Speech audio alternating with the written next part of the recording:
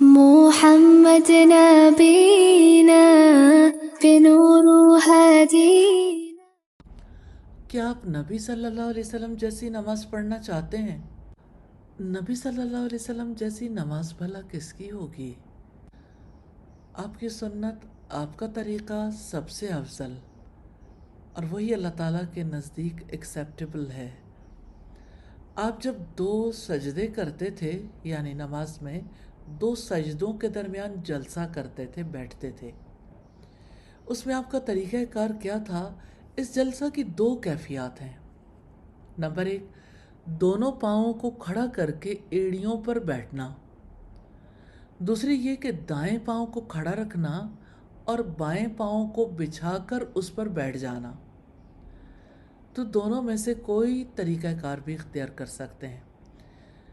دوسری سنت ہے اس جلسہ میں طوالت کرنا، یعنی لمبا جلسہ، کیونکہ نبی صلی اللہ علیہ وسلم اس میں اس قدر طوالت کرتے تھے کہ سمجھا جاتا تھا شاید آپ بھول گئے۔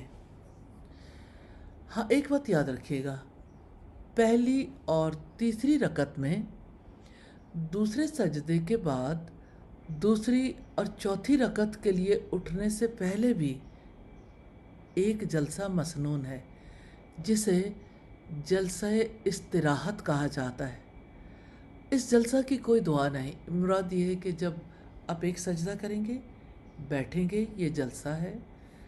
اب آپ سجدے میں گئے اور پہلی رکعت ہے یا تیسری، تو آپ نے اٹھنا ہے دوسرے سجدے کے بعد، تھوڑا سا بیٹھ کے اٹھیں گے، اچانک سجدے سے ڈائریکٹ نہیں اٹھیں گے۔